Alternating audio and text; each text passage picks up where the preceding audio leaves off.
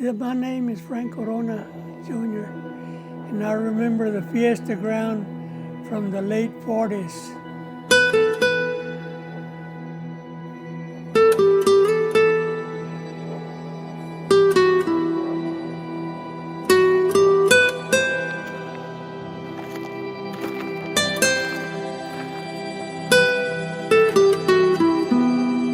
Well, I remember walking from my house to the Fiesta ground because it was just about 4 blocks.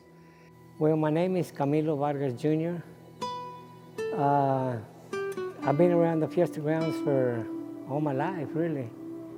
We used to go together to the dances, but just to watch people or people that come from out of the city, and they would come as far as California, way off, Dallas, Lubbock, everywhere, and had big crowds. I mean, big crowds. My dad had a food stand there for 30 years, and so I would help him.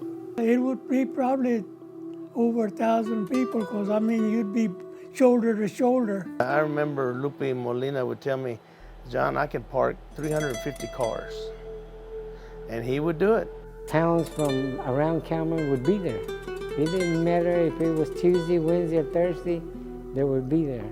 And you go walking around and looking at all the stands that were open, people selling food, people selling artifacts and all that kind of stuff. And then we always had a carnival. We would walk back to the carnival and all that. That was the fun part for all of us young kids. I've heard stories about, I met my wife there. I didn't get with my wife till about 57. I was real young. And she lived 2 blocks from the Fiesta ground. And I just fell in love with her. It was just something else, the Fiesta grounds. And we was together for 45, 46 years together. You come to the Fiesta grounds, you see people from year in, year out, and people would come from all over the state. Yeah, it would be a packed house. Sometimes walking around, even this one here, they'd be shoulder to shoulder, rubbing shoulders. There was this little man that would go weaving through the dance crowd and all that, checking your collar, make sure you had your dance ticket, and if you didn't, you had to go and pay for a ticket to dance. I don't know why. I like to watch people dance, but I don't know how come I never did get the urge to dance or learn to dance. So I don't know what I'm missing. Everybody came. Even from out of town, from California, would take vacation to come to the Fiesta grounds. You'd have to be there at that time to realize what I'm saying, how many people would show up. We'd have, like, believe it or not, maybe 500, 600, 700 people. You'd be shaking hands all night because there was just hundreds of people that would come. I can remember that before they even had the roof, it was 2 o'clock in the morning and they were still dancing. And it was raining. And people would get wet, but they would still continue dancing. That's why we went mostly to see conocidos, like the Mexicans say, mirar los conocidos, que conocíamos, and that's all. We went to shake hands. This man here was my brother-in-law, Joaquin Soriano. Well, he was one of the leaders at one time with Estanislao Villanueva.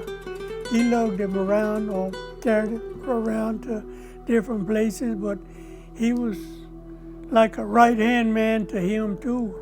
After the Tanes died, him and another man built a baseball field.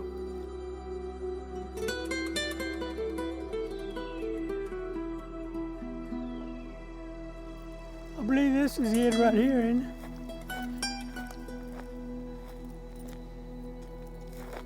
Yeah. Este señor es Estanislao Villanueva, quien dirigía la plataforma mexicana de Cameron, Texas. Y él fue un señor que todos lo respetaban y lo querían mucho y fue muy servicial aquí a la comunidad mexicana. Y cuando compró el terreno para la plataforma, para que los mexicanos tuvieran donde divertirse, y todavía está la fiesta en marcha y el Señor ya se acabó, pero hay muchos recuerdos de él y toda la comunidad mexicana lo quería, lo amaba por el servicio que había él rendido a la ciudad. It's important to the raza because I think it gives them a place to go to. The biggest tragedy is to lose your culture.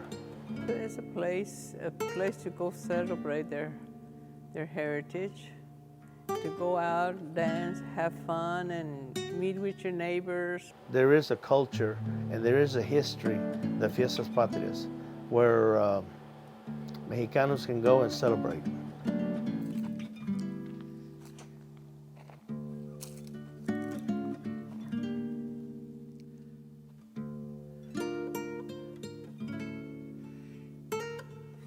Pues yo nomás me recuerdo que venía gente, mucha gente de todas partes de Texas que eran conocidos de nosotros y de toda la comunidad de Cameron aquí. Y to me it was joy to see people coming from way off, you know. Aquí venía gente de todas partes de Texas. And it was a joy to see different people that you knew from the valley.